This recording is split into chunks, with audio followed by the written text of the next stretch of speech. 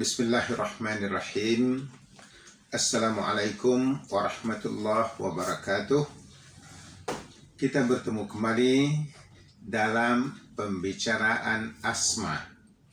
Kalau pada video sebelum ini saya sudah menyebutkan asma itu apa dan juga penyebab serta gejala-gejala, simptom-simptom asma itu. Maka pada kali ini kita akan membicarakan tentang pantang larang asma. Kalau kita lihat di media sosial, itu berbagai-bagai pendapat tentang asma. Dan saya lihat juga penyakit-penyakit lainnya. Sehingga bila kita baca, kita lihat, kita tonton, bahkan menambahkan keraguan, bukan menambahkan keyakinan kita, menambahkan keraguan kita tentang asma itu sendiri. Ada yang mengatakan asma itu belum tahu lagi sebabnya sampai sekarang. Ada yang mengatakan penyebabnya ialah alergi. Ada juga yang menyebutkan bahwa asma itu penyakit keturunan yang tidak bisa disembuhkan dan berbagai-bagai lagi. Sekarang saya datang menambahkan keraguan Anda lagi, tapi mudah-mudahan sesudah ini, selepas ini, jalan lurus akan berada di depan Anda insya-Allah. Jadi, asma sebagaimana yang saya sebutkan pada video ini, sebelum ini, adalah di antara penyakit yang mudah untuk disembuhkan.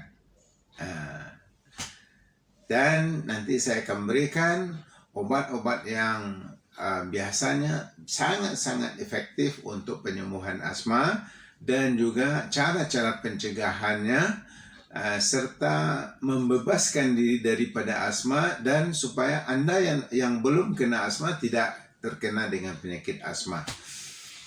Tapi kali ini insyaAllah kita akan membicarakan tentang pantang larang asma. Apa saja yang tidak boleh dilakukan oleh orang asma, baik dari segi makan minumnya, atau juga aktivitasnya, atau juga yang lain-lain. Yang kalau kita lihat pula dari pantang larang yang kita temukan untuk orang asma, makanan-makanan yang tidak boleh dikonsumsi, itu banyak sekali disenaraikan, dilistkan. Makanan-makanan itu ada yang kacang-kacangan lah, atau yang banyak lemak lah, atau yang keras yang susah dicerna dan segala macamnya yang lainnya juga didaftarkan dalam apa-apa makanan dan minuman yang tidak sesuai untuk orang asma. Begitu juga dengan aktivitas-aktivitas lainnya. Jadi saya akan memberikan pantang larang yang mudah untuk kita pahami supaya dari sana kita boleh bisa untuk mengantisipasi sendiri dari apa makanan yang tidak boleh dikonsumsi walaupun itu tidak ada dalam senarai, dalam list, dalam daftar yang disebutkan untuk tidak sesuai untuk orang-orang asma ini. Yang pertamanya, kalau dari segi makanan, ialah makanan dan minuman, semua makanan dan minuman yang susah untuk dihazam, dicerna, dihancurkan di dalam perut. Jadi semua jenis makanan dan minuman yang susah dicerna itu tidak boleh dikonsumsi oleh orang yang asma. Kenapa? Karena makanan dan minuman yang susah dicerna itu memerlukan oksigen yang banyak dan nutrisi yang banyak oleh darah kita untuk mencernanya. Jadi terfokusnya darah yang banyak di perut dan juga darah yang bersih yang penuh dengan oksigen dan nutrisi, yang oksigen ini tidak bisa diberikan oleh orang yang asma karena dia kekurangan oksigen. Maka pencernaan tadi akan bermasalah, akan terpaksa bekerja berat. Dan tubuh kita atas kendali otak kita, dia akan hantarkan darah yang tambahan yang lebih banyak ke kawasan perut supaya bisa melakukan pencernaan dan penghazaman ini. Jadi kekurangan di perut akan dilaporkan ke otak, otak akan mengarahkan hantar darah tambahan ke perut katanya. Untuk melakukan pencernaan karena makanan-makanan yang ada sekarang ini susah untuk dicerna. Jadi kita memberatkan kerja perut kita. Artinya kita memfokuskan oksigen yang lebih banyak ke daerah perut untuk membantu mencernakan makanan. Maka bagi orang yang asma akan mengurangkan lagi di kawasan paru-parunya. Sehingga paru-parunya tambah sesak, tambah kurang oksigen, dan bisa-bisa menjadikan asmanya kambuh. Itu sebabnya tidak boleh. Makanan dan minuman yang susah dicerna, seperti makanan kacang, dia termasuk, mentega juga termasuk, susu dan turunannya juga termasuk, dan apa-apa yang lain yang susah dicerna termasuk yang berperasa, yang berperwarna, dan juga yang berpengawet. Ini tidak sesuai untuk orang-orang yang asma. Anda digalakkan untuk mengkonsumsi yang fresh tiap-tiap hari. Jadi sayur-sayur yang fresh dan juga makanan-makanan lainnya yang fresh gitu. Jadi sayur-sayur juga ada yang perlu Anda batasi, seperti yang anginnya banyak, seperti kangkung. Kangkung anginnya banyak, tidak sesuai untuk asma. Juga makanan seperti yang hidupnya menjalar itu kurang sesuai juga sebahagiannya untuk orang asma, seperti semangka atau timbikai di Malaysia itu tidak sesuai untuk orang asma. Saya pernah merawat dulu lebih kurang 15 tahun yang lalu di Kuala Lumpur bayi yang kena asma. Jadi kita berikan obat untuk asmanya. Alhamdulillah sekali obat itu tidak kambuh-kambuh lagi asmanya. Tetapi 6 bulan kemudian ada saudaranya yang datang, dibawanya semangka atau timbikai ini. Jadi anak-anak kecil yang melihat warna merah, makanan warna merah itu terus dikejarnya. Maka setelah dimakannya semangka itu, besoknya kambuh asma. Jadi datang lagi untuk berobat. Jadi ingat, semangka atau tembikai tidak sesuai untuk yang asma, dan juga sayur kangkung dan lain-lainnya diperhatikan sendiri, karena makanan-makanan ini yang kita bicarakan adalah yang umum, tetapi yang spesifik pasien atau pesakit itu sendiri lebih tahu. Ada orang yang pantang larang bagi dia, katakanlah dia ada penyakit asam urat atau gout, Ada orang udang langsung tidak boleh. Tapi ada orang lain udang boleh, yang tak boleh ayam katanya. Jadi tidak sama, ada perbedaan di sana, dan itu kita camkan sendiri. Kemudian yang kedua, yang tidak boleh, yang harus dipantangkan oleh orang asma ialah segala yang berdebu, berbulu, atau yang di situ ada debu-debu yang banyak. Seperti dulu saya pernah menghadiri satu seminar oleh pakar kanak-kanak tentang asma pada anak-anak. Jadi ketika membuka seminar itu, slide itu disebutkanlah bahwa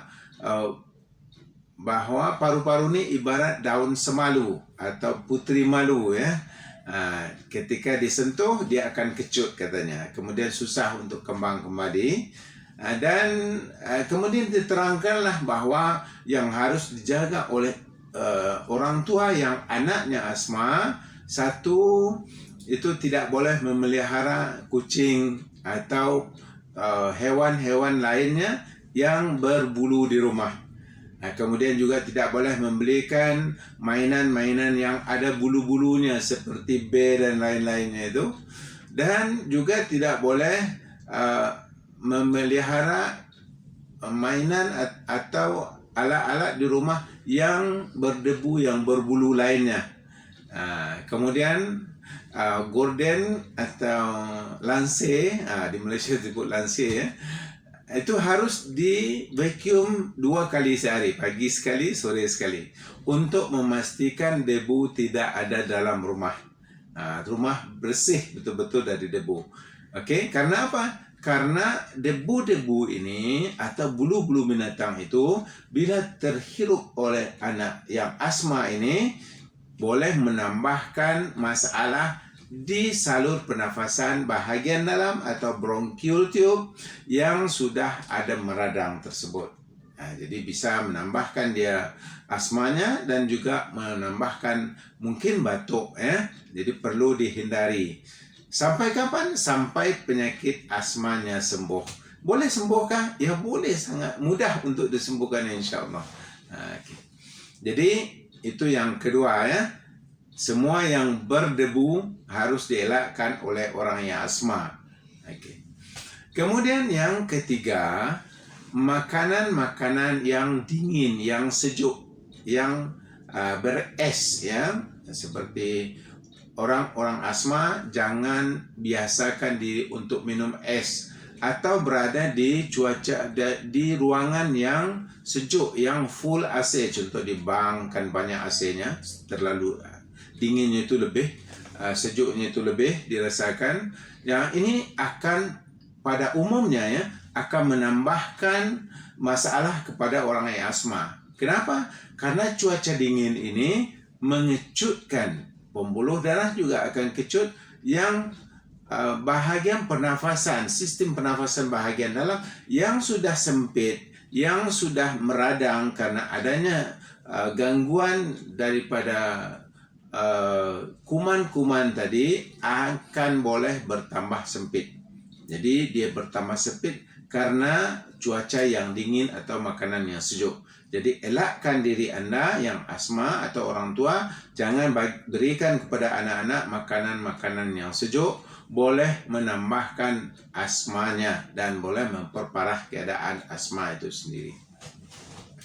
Kemudian yang keempat, yang perlu dielakkan bagi orang-orang yang asma yaitu aktivitas olahraga. Ada yang mengatakan olahraga badminton tidak boleh bagi orang yang asma. Tetapi olahraga renang itu malah bagus untuk paru-paru katanya begitu. Tapi saya menerangkan bahwa olahraga yang berkuat, yang memerlukan tenaga yang banyak, itu yang tidak boleh. Karena apa? Karena orang yang asma paru-parunya bermasalah, oksigennya selalu kekurangan. Jadi ketika digunakan lagi tenaga itu untuk olahraga, maka oksigen untuk paru-paru bisa tambah kurang. Makanya dikatakan olahraga badminton tidak boleh. Tetapi kalau dilakukan oleh olahraga badminton itu antara orang tua dan anak di depan rumahnya pula main santai, itu tidak masalah sama sekali. Karena tidak mengeluarkan energi yang lebih, tidak memaksa kita memakai oksigen yang banyak. Tetapi kalau renang pun memang baik untuk paru-paru, tetapi kalau renang itu dipaksakan mengeluarkan tenaga yang banyak, untuk itu juga tidak boleh. Tidak boleh. Kita sering mendengar berita olahragawan mati di tengah lapangan, sedang main, baik main bola atau main yang lainnya, basket atau main yang lainnya. Mereka tiba-tiba jatuh dan terus pingsan, meninggal di situ. Jadi kebanyakannya dikaitkan dengan jantung, masalah jantung ya, serangan jantung. Kita sudah bahaskan, Anda boleh lihat video tentang jantung koroner ya. Yang kedua, kalau dia tidak ada masalah jantung atau yang mati ini, meninggal ini ada riwayat asma, kemungkinan asmanya itu kambuh ketika dia main. Kenapa? Karena dia terlalu memforsir tenaganya. Maka keadaan ini boleh menjadikan asmanya tambah parah. Jadi itu kira-kira yang tidak boleh, yang harus dipantangkan oleh orang yang asma. Baik makanan ataupun aktivitas lainnya dan juga kenapa tidak boleh. Jadi tolong perhatikan baik-baik bagi orang tua yang anaknya ada asma ya. Saya rasa sampai di sini dulu. Mudah-mudahan bermanfaat. Sesudah ini insya-Allah kita akan meneruskan video berikutnya masih tentang asma. Assalamualaikum warahmatullahi wabarakatuh.